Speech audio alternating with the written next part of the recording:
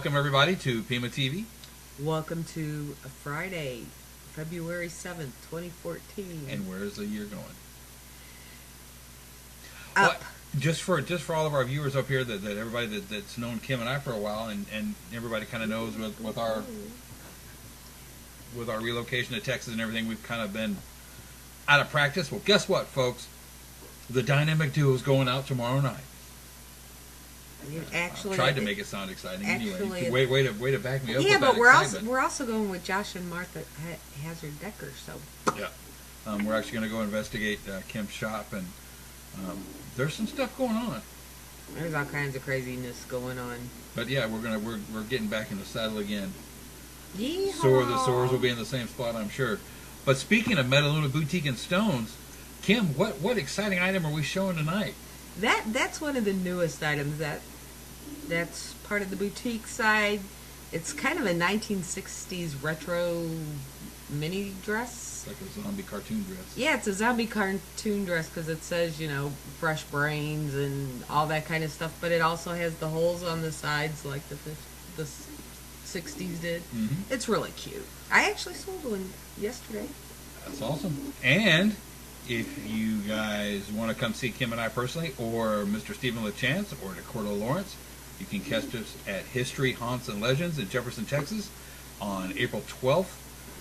You can get your tickets. Go online to jeffersonghostwalk.com and get your tickets before they sell out, especially for Dakota's galleries. His galleries sell out quick, so be sure and join us quickly for that. Dr. Rita Louise will be there. Once again, Martha Decker will be there. Larry Flaxman. Another PEN host, Selena. Selena Rowan will be there, and she will be speaking too. Yep. Kathy Nance. And even though she's a Seahawks fan, we'll still let her speak. Barely. Just for a little while, though. But tonight, ladies and gentlemen, we are joined by one of the premier couples of the paranormal. Tonight, we're joined by Mark and Debby Constantino. Guys, are you out there? Yeah, we're in here. How's it going? Going just great. Like I talked when we talked setting up the interview. I got so wrapped up doing stuff down in San Antonio, I should have walked up and introduced myself. But you guys have been doing this for a little bit. Yeah. So you were down at the San Antonio event? Yeah, I was the big fat guy in the suit and tie that was walking around. Well, there were a bunch of zombies there, so I wouldn't recognize you. Oh, damn, I'm getting a really hard feedback. I'm going to take you off speaker. Okay, can you guys hear me? Hear you just fine. Okay. I'm getting a little feedback, but yeah, go ahead, Mark.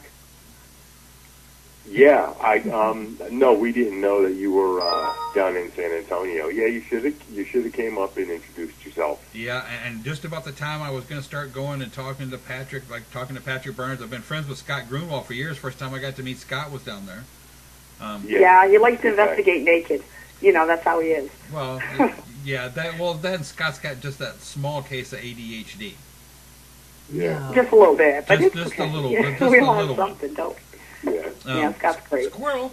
But other than you guys have been known as EVP specialists mostly. And a lot of people, you know how it is with the paranormal. People make a lot of claims, but you guys actually have the experience to back it up. Which, thank you, because we need more people like you guys with experience out there.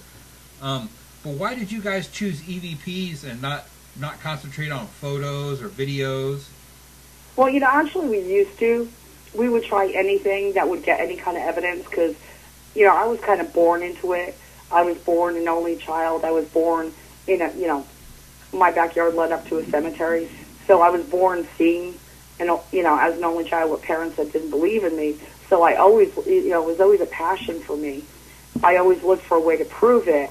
And, film is great, but when you get your first voice and somebody answering you by name or a question before you ask it, and then you hear them answer it, then on tape, hear you ask the question after. I mean, there's not a better tangible evidence out there, I don't believe, unless you're seeing a full-blown apparition right in front of you and you have them sit down and offer them tea, Yeah. I'm sorry, I'm getting such bad feedback on here. Mark, why don't you elaborate, and I'll go up and switch phones. Yeah, and I mean, basically, you know, EVP is what turned out to be the direction that we got our best success with. Yeah, but that's also what we do the most too. So I think you got to kind of weigh that out. If that's all you do, then you know you're going to get better at whatever you utilize. Right. I mean, but we still take photos and stuff like that. But we normally don't catch anything, you know, on photos or anything like that. So we just, you know, we had really good success. Way back when we heard about EVP, we figured we'd try it out, and it's just been really successful for us. Yeah, for some reason, you know, they're choosing to speak to us. You know, I mean, we're not the only ones on a planet getting EVP, but, you know, we tend to get, you know, decent EVP, and you know, that's kind of what led us to focus more of our energy on communicating through EVP.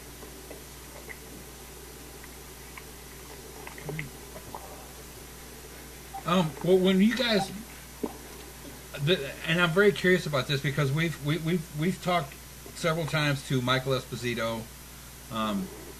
We've done some work with David Roundtree, and he's a sound engineer, and of course Michael's he's an artist with it, but he's also is very good at collecting EVP phenomena. Tommy Golden too. Tommy Golden also, but I'm very curious to know what do you guys think what is the process, the theory that you guys have on how EVPs are created?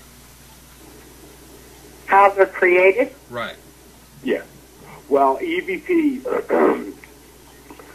there has to, well, okay, this is the theory, and this theory goes back a long ways. EVP is not anything new. Right.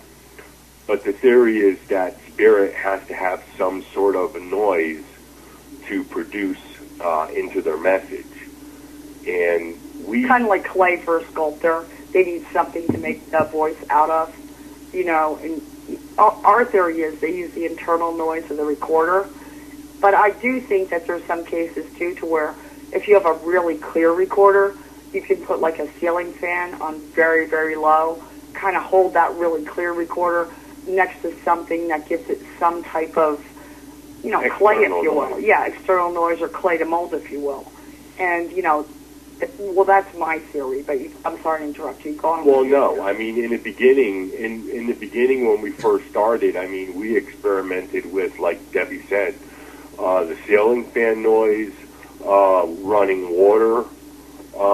We used to carry, you know, those really small mini fans that you can buy? Sure. The ones that, like, clip on. Kind of whirl around your neck. Yeah. Anything that'll generate just a little hum, but nothing that can be misinterpreted into a word. Yeah, and in the beginning we experimented with a bunch of different things, but after time it got to the point to where we didn't have to use the external noise. We were just picking up basically the recorder, and that's the reason that why if somebody recommends a recorder to us, you know, a recorder, you know, which kind of recorder should I get? We kind of lead them towards, I guess you can say, kind of the first generation recorders, the older recorders that weren't built really, really well. I mean, you know, digital note takers have come a long, long way since the first ones that came out. Yeah, but I mean the older models, the older Sonys, the older Panasonics, they're noisy, they're junky, they were made cheaply, they were taken off the market. Right. And these are the ones that aren't the clearest memo takers on the planet, but they will give the spirits the clay to mold their words. Yeah, that makes sense. They seem to have the most internal noise. Well, along those lines, would you say that if you could actually get a cassette recorder, would that be even better? Well, yeah. If you're gonna. No, that's not true, Mark. We've actually got a vintage reel to reel. Well, yeah. It's very difficult. Well, no, I'm just saying it's very difficult. You know, to me, you always have the question of bleed through. We've got an EVP on it. They're very expensive. If you were to buy them on eBay, I think I was charged like $60 just in shipping. Well, I think they're all really good. I know Heather Taddy, she gets great EVP, but she's stuck on M-Lock. So whatever works for you, but I think the main thing to remember is when you're getting it, like Mark was saying, first we used a ceiling fan, then we used water, then we used this as a background noise. What I equate it to is almost like a cartoon character, to where you see like Elmer Fudd with a drill going through one side of the cave and Bugs Bunny on the other side trying to drill till they meet. I think once you meet, you know, you don't need that external noise anymore. They're already kind of in your realm, and, you know, they expect you to talk to them. And if you've been talking to them every day or twice a day for all this time, well, they're kind of waiting for you, and they're kind of in your space. So my theory is, as long as I equate it to pudding. You know how you get that skin on the pudding? But if you keep that pudding stirred, you don't get that skin grow back. I know it's a gross analogy, but if you can kind of wrap your mind around it, as long, you know, once you start getting it, in my mind, and this is just my theory, they're kind of right there waiting to talk to you too. And in my head, it's all like, well, they don't provoke us. I mean, they're not. They're being kind of nice to us. They say a prayer for us. We have a nice conversation. They're hearing what they said, what we said, because they repeated it to us. So we know we're not wasting our time here. We know they're getting it, you know, and it's kind of taken off from there. But I do think that the more you record on anything, whatever you're using, I don't care if you're using a camera, a video, whatever, it takes them a while to get used to it. It takes you a while to get, you know, results. Once you do that, don't put it down. Keep doing it. Or, you know, and we learned this from Aaron Goodwin. He's like, no, dude, I put my PX down there, and I tell him, figure it out. And, you know, so, you know, I took his advice, and I said, well, you know, I'll put my oven timer on. I'll put my PX on. I'll put it on whatever first speed or whatever it is, and I'll let them use that for an hour. If I don't hear anything, I'll let them know, and I'll say, okay, I'm putting it up to the next speed. I'll put my oven timer on another hour and try to let them figure it out. Whatever they're coming in clearest at is the speed I'll use. You know, because we have no idea what kind of, you know, stuff they have to mesh through to get to us on their side. Right, and I would say there are, I mean, you can absolutely collect EVP on cassette recorders. To me, it's just too messy, too much work. Yeah, it's not as practical as a digital recorder, but there are certain times, I think, when you can have too much external noise, and some of the cassette recorders do produce too much not external, too much internal noise. Right. And if that seems to be the case, depending on whatever model cassette recorder you're using, you can still use it, but you might wanna try to experiment with an external mic. Put like a 3-foot long external mic, plug that in, and see if you get better results. Okay, Mark, I'm going to be right back. Yeah. All right, go ahead. Tim Raincorn. I mean, it's really. Go ahead. I'm sorry. Tim Raincorn, last time we did an investigation together, gave me an external mic. Right. That clips onto mine. Do you find that some of the digital voice recorders that they find it easier to manipulate them a little more? Yeah, and that's what we were referring to before, is what we tell people is don't go out and spend $250 on a digital recorder. Right. Because in our experience, you get more EVP on the cheaper versions because there's more internal noise to play with. We went out and bought an H2 Zoom, and we don't use it a lot, but it's so crystal clear. It's such a good recorder that I don't think we've ever recorded EVP on it. It's a great control recorder because it'll pick up every little sound in the room, Right. but it doesn't, for us, seem to work very well as far as capturing EVP because it's a newer. Well, I can't say that, Mark, because I haven't used it enough to. But say I already said that we haven't used it that much. Oh, I'm sorry. So, like I said, it would be really good to use as a control recorder. But you know, it's a high-end recorder, and the internal parts are also high-end.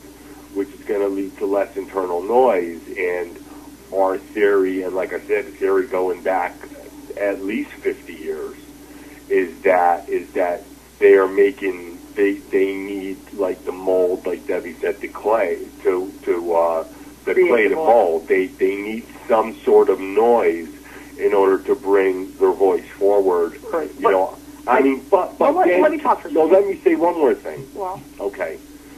And this is really all a mystery, because there's been tests done to where people have recorded and not even introduced a microphone into the equation, and they have picked up EVP. Yeah. Well, didn't Nikola so figure that out? Didn't Nikola Tesla recorded voices when they were first experimenting with trying to build the first radios, and there was nobody else in the world broadcasting anything anywhere, and yet they recorded. They heard voices coming through their machine. So it goes way back. Yeah. Well, Thomas Edison. I mean, yeah. it goes Well, my back. thing is, let me talk for a second, okay? My thing is, if you go to Walmart, any recorder that's not locked up, that they don't need to unkey, is a cheaper recorder. So believe it or not, I went there, and, we have people emailing us all the time saying, I caught this on this, and I caught this on this.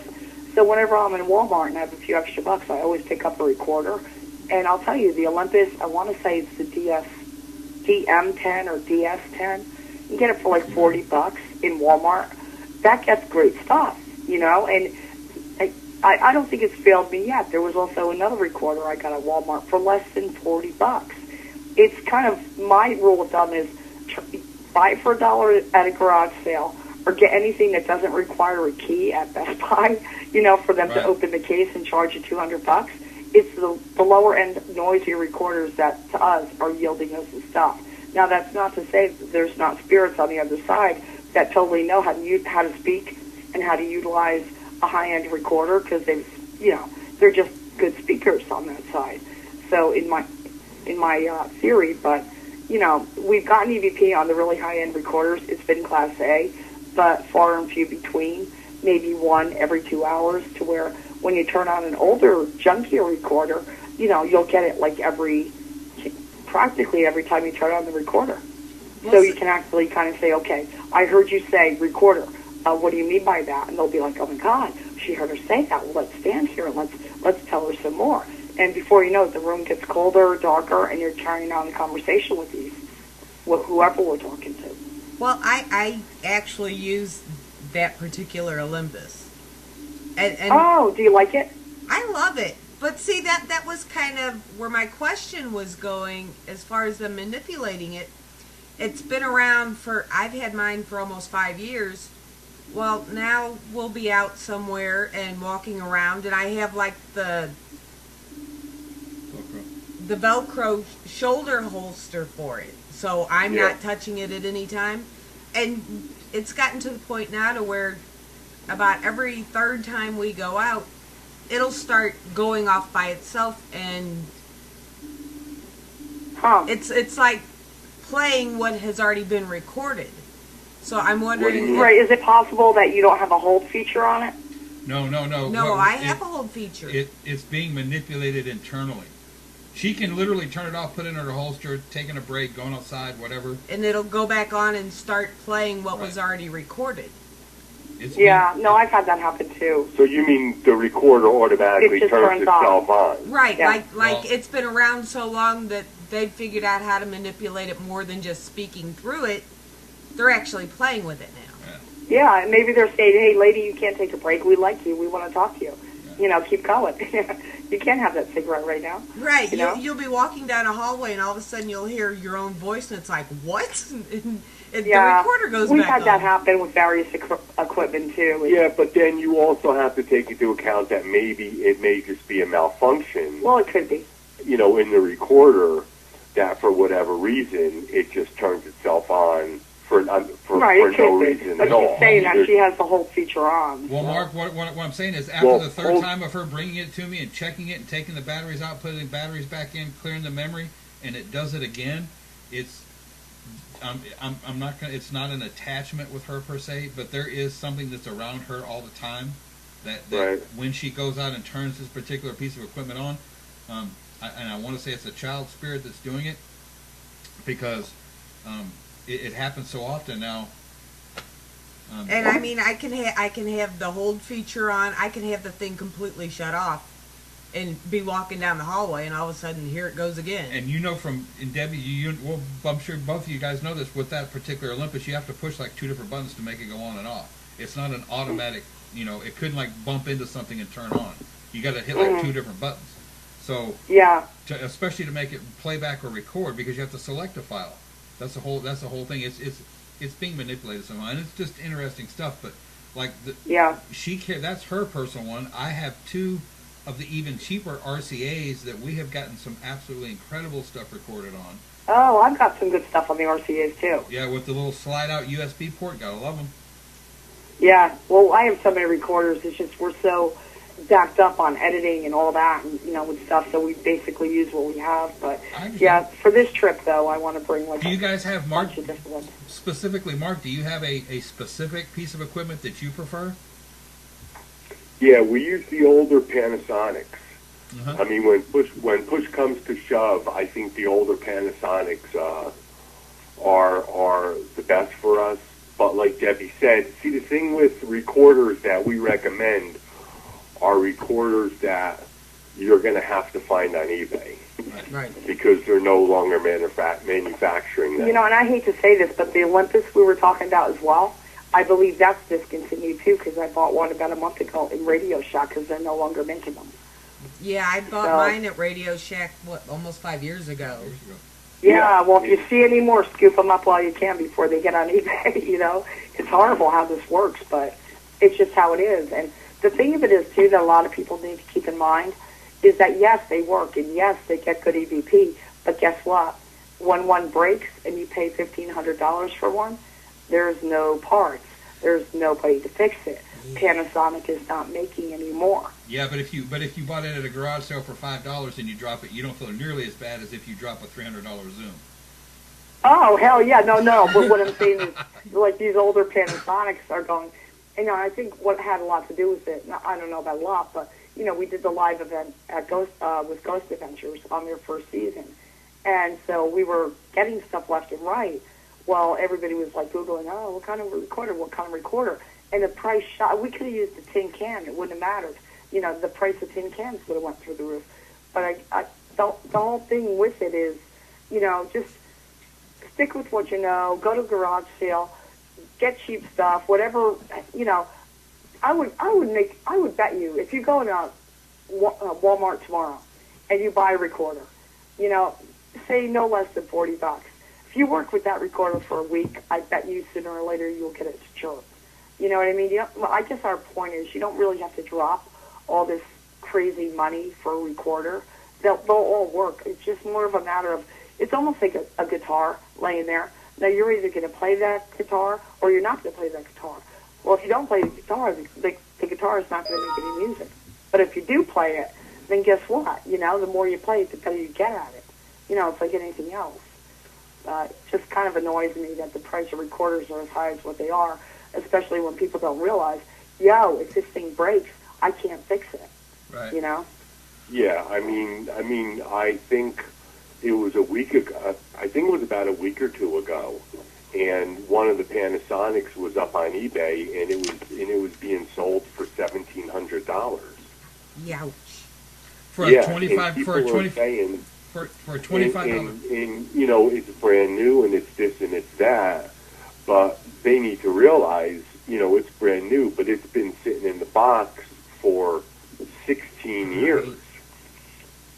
So you're shelling out $1,700 for a recorder that may be brand new out of the box, but is 16 years old. Right.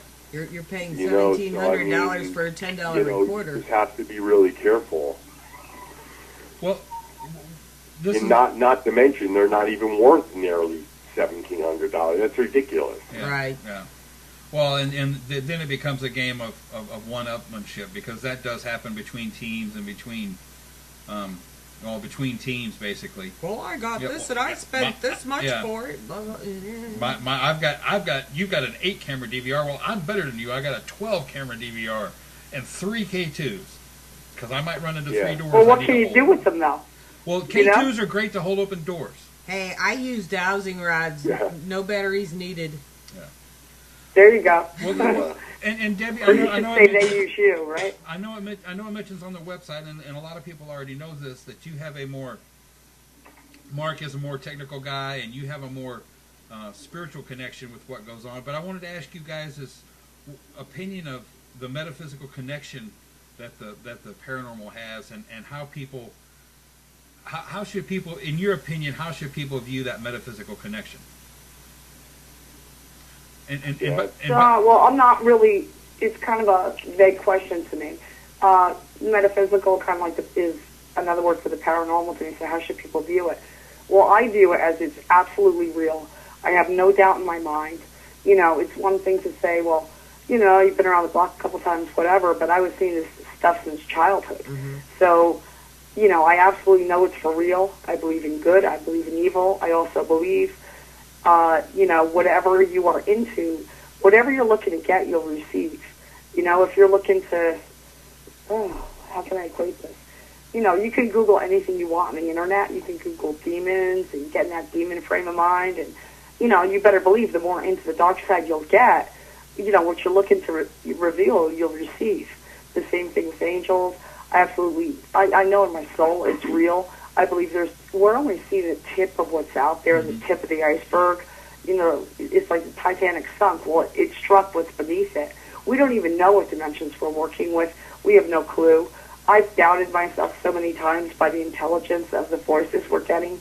I contacted MUFON thinking, hey, maybe, you know, and some of the stuff that I've seen with my, I don't know, I guess third eye, but you know, it's right there, and it's not human. So I contacted MUFON to see if I was maybe contacting aliens. I mean, we have no idea what we're... so I don't know, Mark, do you want to add anything there? Yeah, no. I think that's fine. Well, the reason I ask is because there's usually a huge division, quote unquote, in the paranormal. You know, there's teams that have nothing but mediums and psychics on their team, and there's teams that are nothing but scientific. What I'm saying is, I'm of the belief, and I know there's several other people out there right now doing research that are of the belief that it's going to take a cross section. It's going to take science validating what the mediums are already getting. That's my point of view. I agree with you. The thing why I didn't get your question is Mark and I have only worked with just, you know, leading ghost hunts or just with each other in haunted houses. Like every house we live in has got activity. So we've never actually worked with a group, thank God, because it's hard enough to work with each other. But you know, I totally see your question now, and I totally get that, you know. And I think that kind of lends its hand to crime solving as well. Mm-hmm. You know, if you look at, you know, people can say what they want about Sylvia Brown, but she worked with the police department.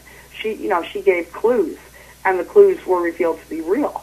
You know, I met the woman once, and she, you know, I don't know. I think that if you're given valid information and doing the right things with what you're given, and, you know, how can science argue that? Okay, you know, we had a case with Brianna Dennison that was on America's Most Wanted.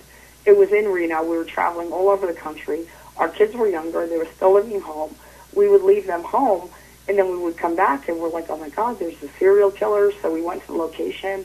As unfortunate as it is, it was a college student found in an open field, and her body wasn't revealed until the snow melted. And her body was discovered, 19 years old. And so we went down there to get EVP, and we're like, you know, we got truck sold, which later happened. The truck was sold, and all this valid information. And, you know, not even as far as crimes, but as far as, you know, your health, or, you know, you see these people talking to themselves on park benches.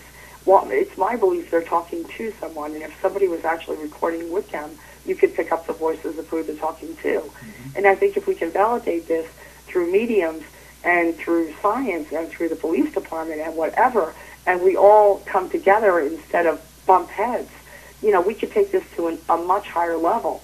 But would that really actually happen? Would, the medical science want to say, well, no, we make our money because this guy's hearing voices, and you can't validate his voices because then that'll, take my job away, or I don't know. I'm going a little crazy with this, but No. Actually, Michael Esposito kind of said the same thing, that schizophrenics have one foot on either side of the veil.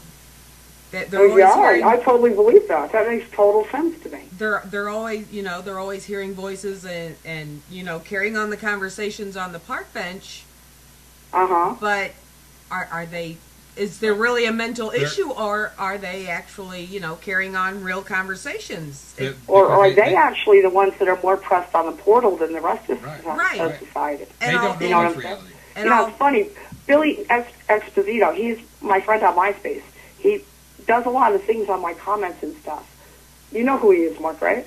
No. Well, I know that name so well. I'm going to Google him after.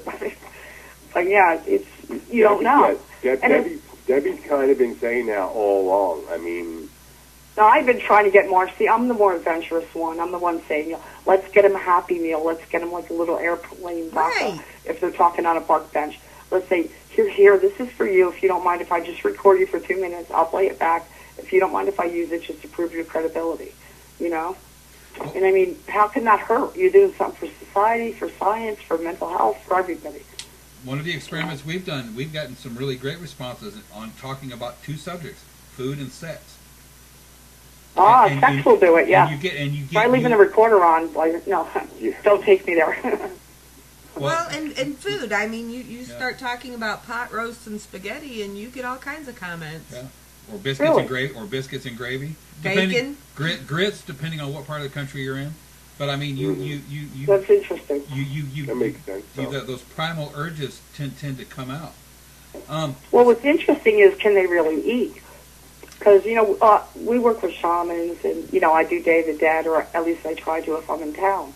But I will tell you, when I come home, the bread I leave is always gone, and so is the sugar cubes.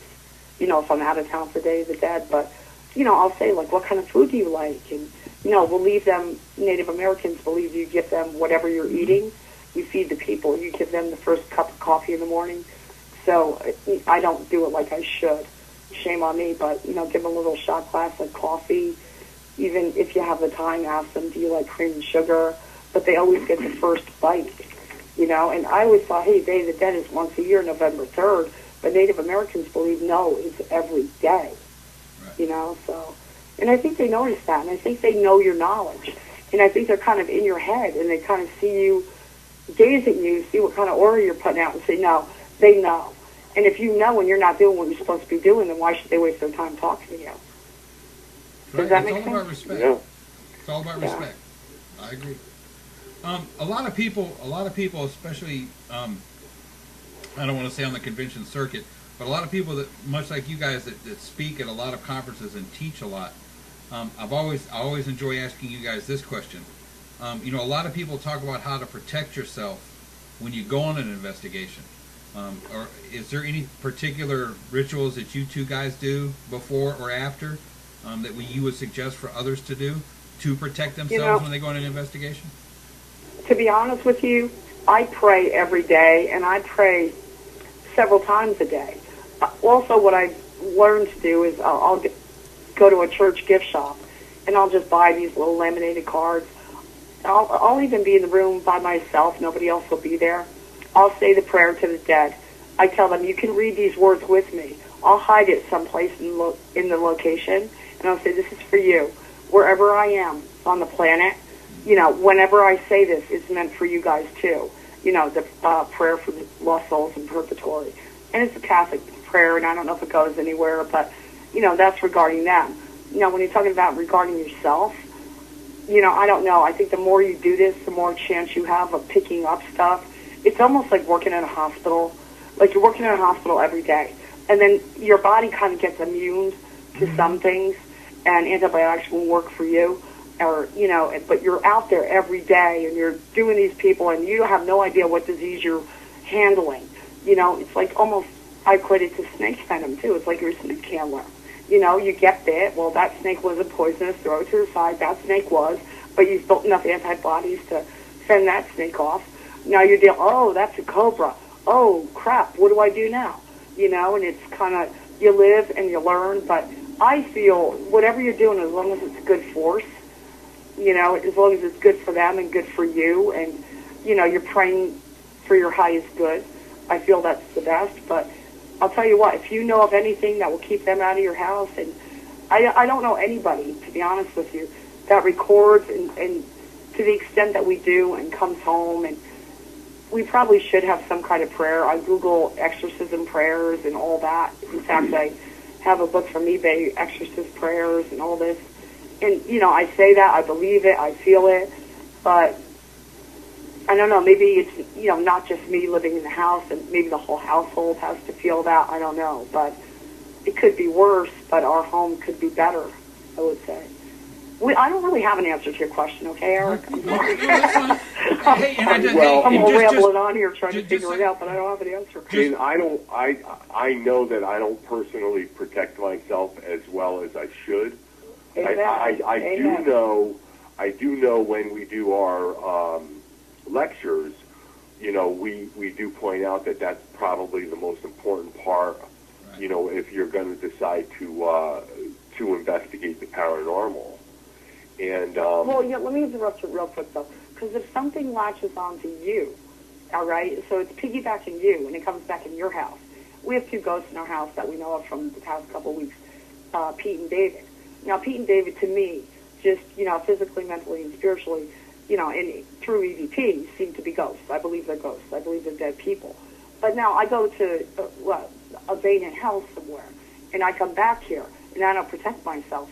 Now I got somebody on my back that could hurt these friends I made that are living in my house.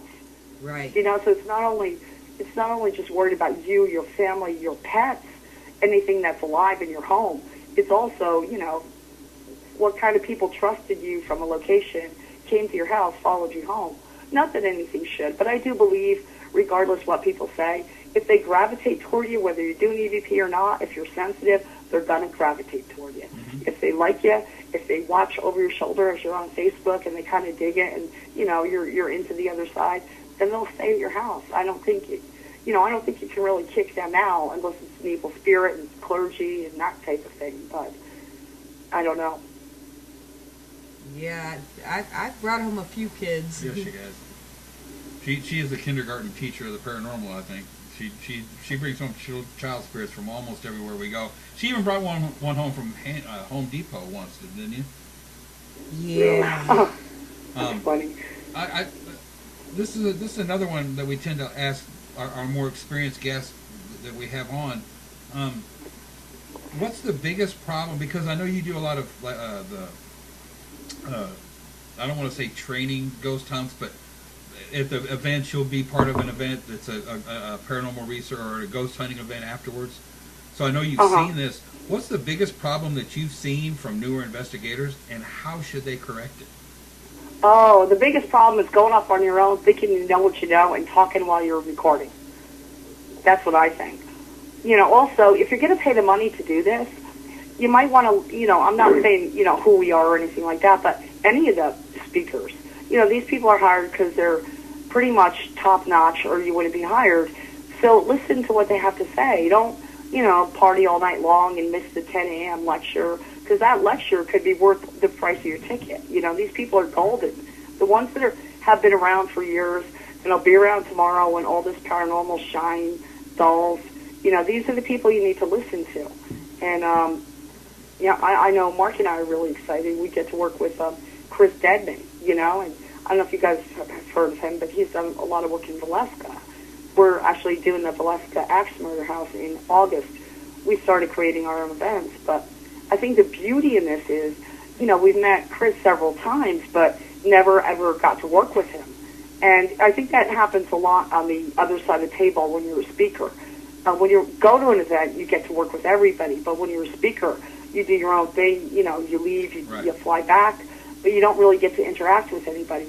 So by the grace of God, we connected, and we get to work together for the first time, and we've been doing this since 2005, knowing Chris Dedman. So, I think you need to learn from your teachers. Utilize the price of your ticket. Don't think you know it all, because none of us know it all. I can tell you, the more I learn, the more I know I don't know. And, I think the more you know, the more dimensions you know are real, and the more you realize you don't know, and always remain teachable.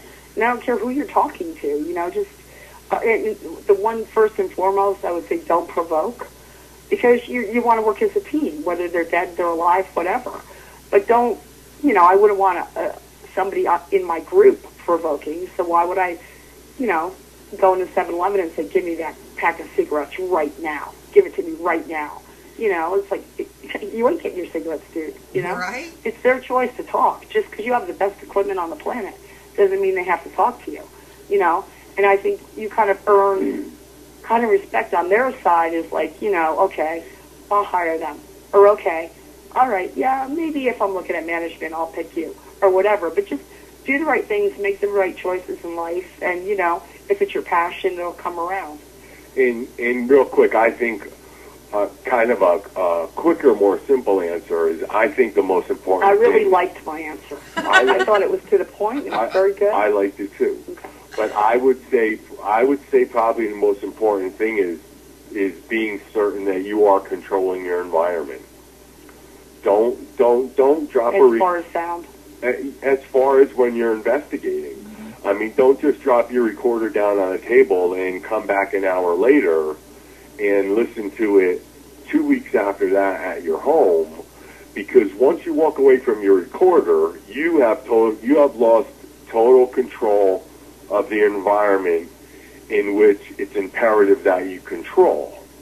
Well, I mean, that's why when Debbie and I do what we do, like, we keep our conferences small, because what we do is we want everybody to stay with us so that we're always controlling our environment. And we'll tell people, okay, look, guys, get comfortable. We're going to be sitting on the floor. You're going to get dusty. You're going to get dirty. It's just the way it is.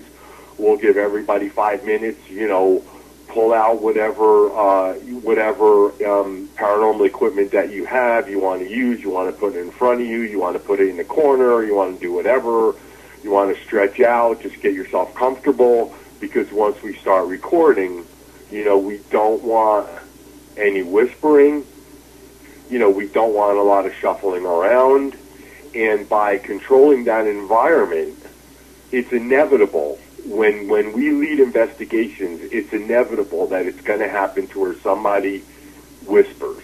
Well, yeah, and just call it a whisper, say, yes, it was me, or something like that, tag it. Right. But controlling your environment, you're able to say, okay, did somebody in this room just say, did you hear that?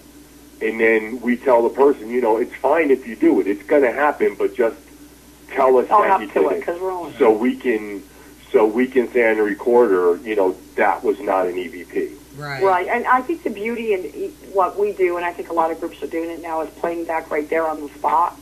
And generally, Mark and I would say 97% of the time, where I pulled that figure, I don't know, but we'll generate different EVP on each recorder, and we'll roll at the same time, turn it off at the same time for about a minute burst, and play back. And we will get different yes or no questions. We will get, sometimes we'll get a yes on one recorder, a no on the other. I mean, clear enough to have to repeat that on radio. So, but my thing is, what I've learned to do is, well, for us, because we, lead groups, we put different numbers on the recorders, and it's much easier to editing. What I'll do is I'll put, we're going to Glen Tavern. So this is recorder 1, recorder 2, recorder 3, and I'll tape it onto the recorder. Then I know, and then if we get a really good EVP, I lock that EVP, I have a pad and pen, I have a little flashlight, and I write exactly, that was recorder 3, that was recording number 17, I'm locking it on the recorder. This way when I come home, I have written down on a piece of paper what I heard what at, because a lot of times, too, you'll get home. Now, mind you, we have 2 recorders going, so we'll hear something on one recorder, not on the other, or something different. Then I'll play something, or I'll be loading it, and I'll say, well, okay, we heard that was a pretty black case. And you'll look at each other, it'll be like, in our situations, well, we're very blessed, but we don't get to edit for 2 months. from when we were at the locations. And you're like, oh, I remember getting that. And, oh, my God, it helps so much. Takes a few more extra minutes, but if you have a little flashlight, a pen and a pad, and you label your recorders and which recording it is, and you lock the cream of the crop and write it down, it saves so much headache later, you know? We've been preaching that for years. One of the most powerful pieces of equipment is paper and a pen. Right on. You know, that is, because like you said, it saves so much time later. 2 real quick things I want to throw this in here, guys. When you go to Villisca, do not look directly at Johnny Hauser's beard because it does sense fear. Right. That's the first thing. Fear the beard. Picture senses fear in me. What are you kidding? Fear the beard. Fear the beard. It is a beard NATO. So be very Yeah, very we've careful. known Johnny and Chris Stedman for a few years. Yeah. Several years. Oh, we've never met Johnny, but I've heard all good things about him. Oh, He's going to be great. involved. Johnny's great. So I'm excited. Damn, you want the person that lives next door involved, you know? So. Second I'm thing, I stoked may about have, this one. if you guys are hours and hours behind, and we'll talk about this off air, but if you guys are hours and hours behind with evidence review, I may have a way of helping you do that, but we'll talk about that off air. I have to know, because I got to know, what's your favorite bucket list location that you haven't been to yet, for each of you? That we haven't You think been about yet. it, Mark. You think about it. Well, I would. Well, Villisca was mine. That was on my top 3. That's what I was going to say. Oh, I've been to Amityville when I was 16, but I never got in the house. So that was back in the day before the movie came out, but, you know, from New Jersey, and it was, like, right to Long Island. So, like, Right. You know, never been in there. I would love to go to the Sally House, and I would love to go overseas. Cool. Yeah, I don't know where else. Edinburgh. I'll say Edinburgh.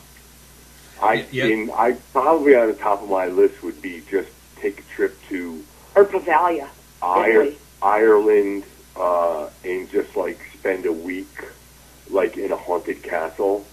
Well, they're not talking about drinking draft beer, Mark. They're talking about ghosts. Well, spirits are spirits. Well, there you go. Well, and they have single malt I think, spirits. you know, that's not a specific location, but I mean, I would be in heaven if I ever got the chance to do something like that. And I'd have to agree with you guys. Me personally, it's the catacombs underneath Edinburgh is where I want to go. Well, we've been invited. Oh, yeah, we just talk have to to me. get there. And Bavaria as well, I think would be kind of crazy. I've been watching that since the Ghost Adventures and Scariest Places on Earth. There's also, and I hate to say it because I have a lot of respect for the Native Americans, but there's an amusement park. Oh, God. I'm not sure exactly what state it's in. I have it saved in my files, but it's a haunted amusement park built on Native American ground.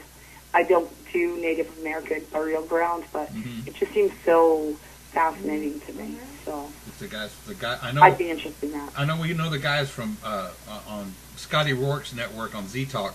There's some guys, Paravisions, that has done a show over there. I know they are involved with a haunted amusement park that they've actually been through with Jason and them from Ghost Hunters.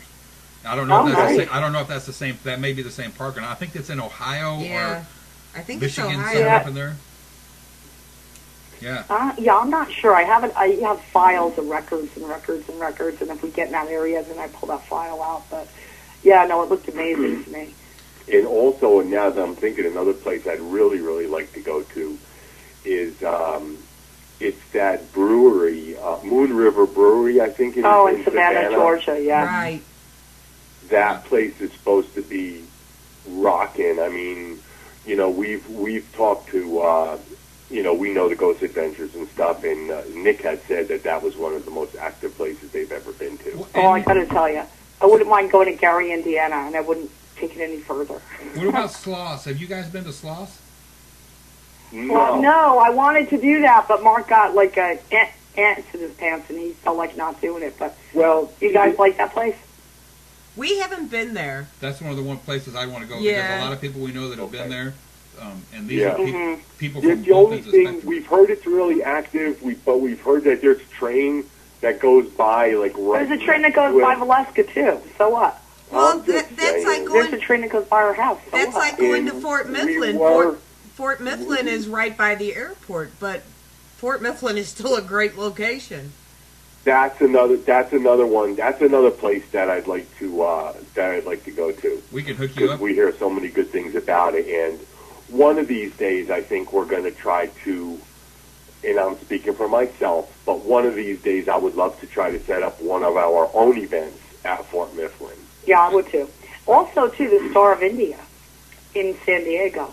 It's a ship. I don't know if it's dry docked, but it's kind of a museum ship. I know I want to say Ghost Hunters did it. I'm not sure if Ghost Adventures did it, but I know which one. it just seems to me like the perfect place. It's just difficult because when you do a conference, you have to pay for your flight, you have to pay for everything. So all the expenses, and that's what you lay on the people paying the tickets, and you don't want to overcharge people.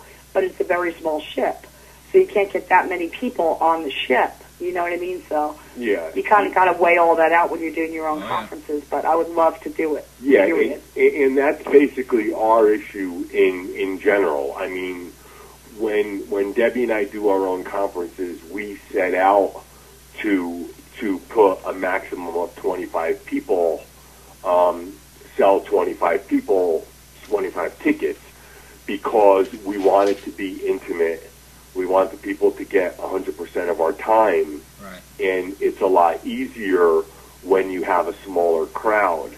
I think you get better stuff when it's less people, too. Well, yeah, I do too.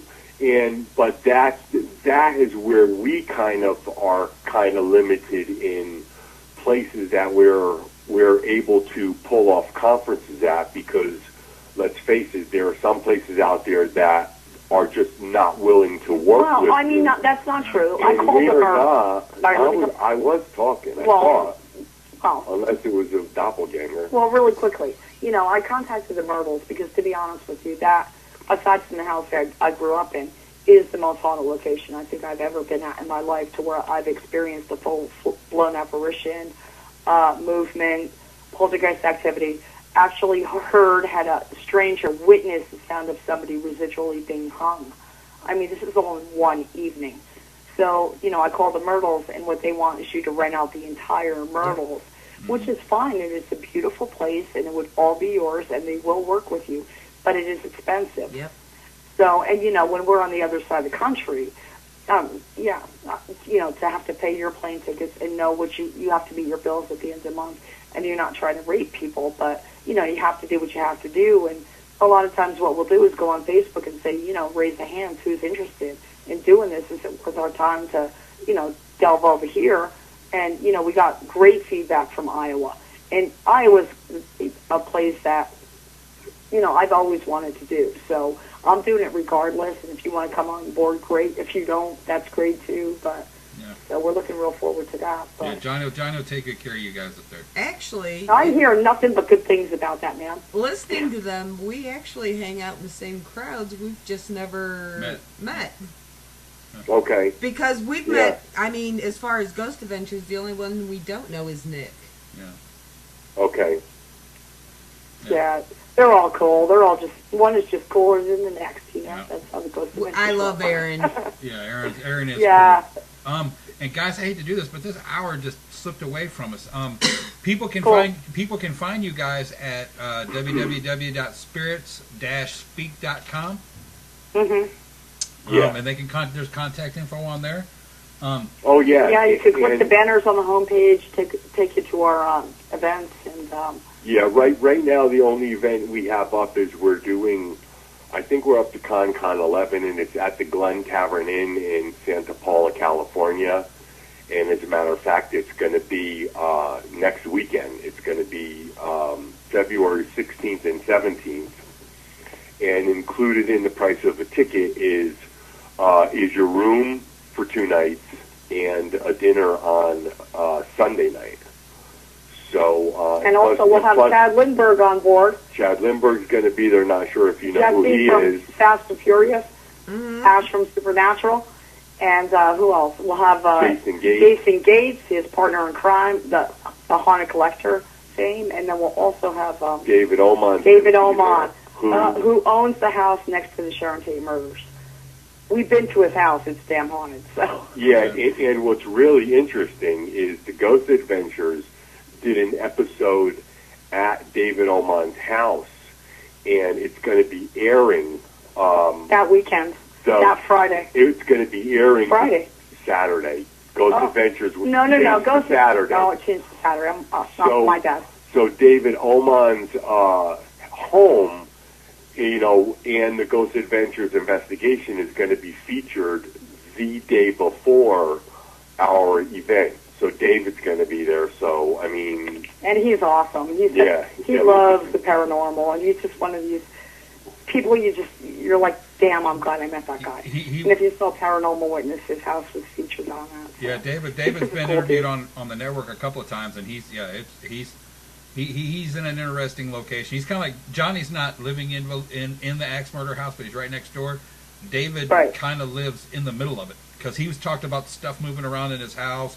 He says he's got we've been to his house. He actually, he sat us in this room, and next to the room, we're watching, and he spliced everything together, every show that was ever shot in his house. So we're sitting there watching the screen, and we're like, well, there's the fish tank. Well, we're sitting right next to the fish tank, and it's crazy. It's like built in the cliff of this canyon. But what really shook me up is he starts pulling out, this is the first time we met him, all these photographs of, police photographs of, drapes on the bodies and the bodies, And he's like, well, that happened right out here, and that happened right out here. Then I started, oh, my God, it was like the worst experience I ever had, because everything shifted. I felt what it was like to be killed. And, I do consider myself a medium, but it's not like I turn it on and off or in empath or, I don't consider it that. I consider myself a medium. I am in a place between both worlds. And when this happened, we were staying at a friend's house, and I woke up the next day.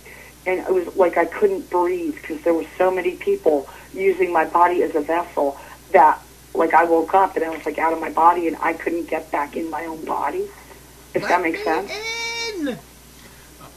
Yeah, but I mean, damn, that didn't work. I was screaming all kinds of stuff. That didn't work until about noon the next day. But I'm like, once he started showing me those pictures, it got me so real. And I was like, I guess jiving on that vibration. I don't know, it's just more for me to handle than anything, but, it's almost like the last house on the left, not the very last house, but the house before that, That's where it all happened. Yeah. Well, once again, guys, stick around, don't go anywhere, but once again, thank you guys for being on tonight. We're going to have you guys back. You guys are too much fun. Thank you for having us. Oh, our pleasure. And once again, to everybody, if you're going out this weekend, be careful, be safe. Stay warm. Write down what you're doing. It's important.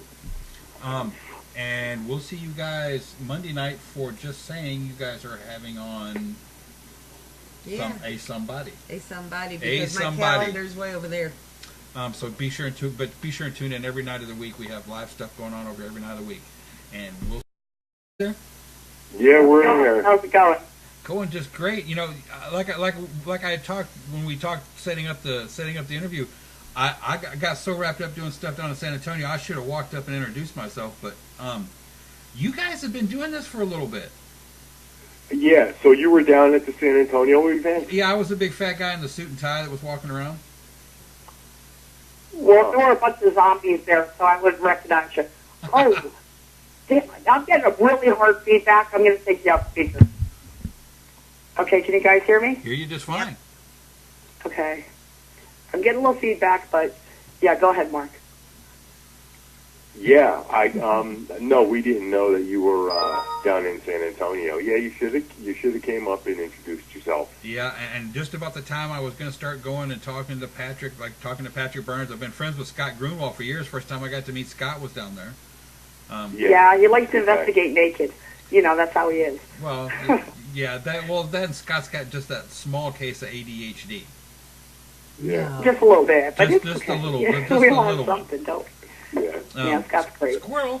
But other than you guys have been known as EVP specialists mostly. And a lot of people, how it is with the paranormal. People make a lot of claims, but you guys actually have the experience to back it up. Which, thank you, because we need more people like you guys with experience out there. But why did you guys choose EVPs and not concentrate on photos or videos? Well, actually we would try anything that would get any kind of evidence because, I was kind of born into it. I was born an only child. I was born my backyard led up to a cemetery. So I was born seeing, and as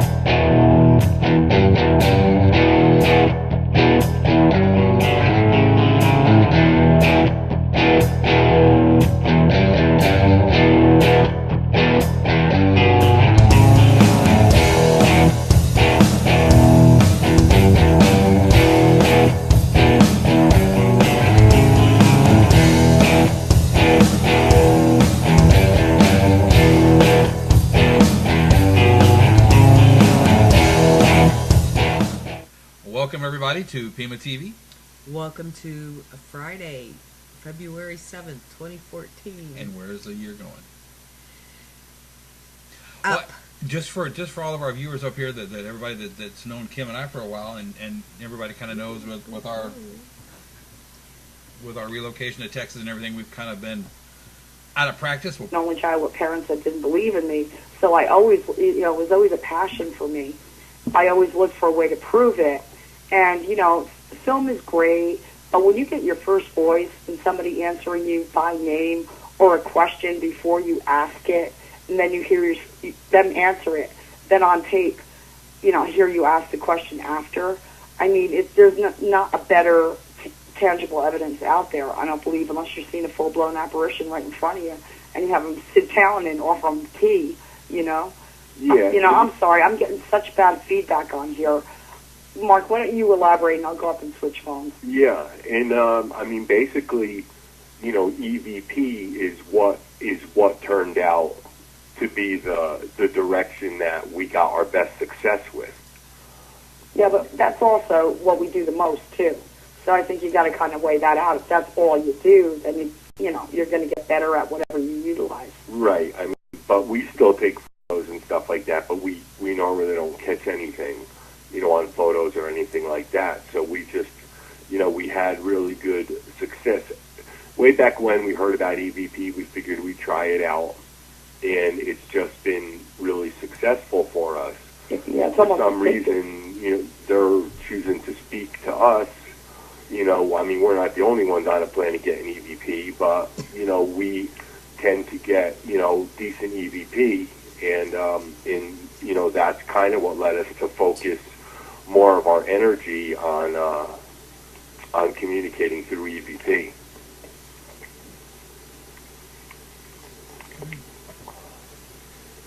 Well, when you guys, and I'm very curious about this because we've talked several times to Michael Esposito. Guess what, folks? The dynamic duo is going out tomorrow night. Actually, tried to make it sound exciting. Actually, anyway, way to back me up. Yeah, with but that we're also going with Josh and Martha Hazard Decker. So yeah, we're actually going to go investigate Kim's shop, and there's some stuff going on. There's all kinds of craziness going on. But yeah, we're getting back in the saddle again. Yeehaw. The sores will be in the same spot, I'm sure. But speaking of Metaluna Boutique and Stones, Kim, what exciting item are we showing tonight? That's one of the newest items that's part of the boutique side.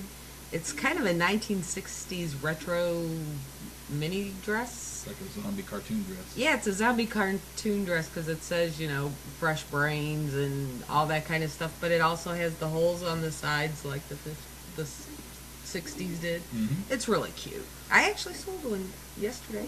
That's awesome. And if you guys want to come see Kim and I personally, or Mr. Stephen LaChance, or Dakota Lawrence, you can catch us at History, Haunts, and Legends in Jefferson, Texas on April 12th.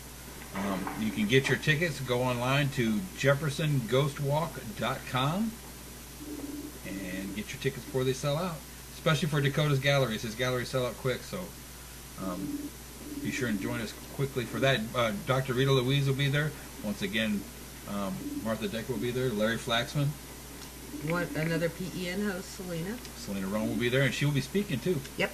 Kathy Nance. And even though she's a Seahawks fan, we'll still let her speak.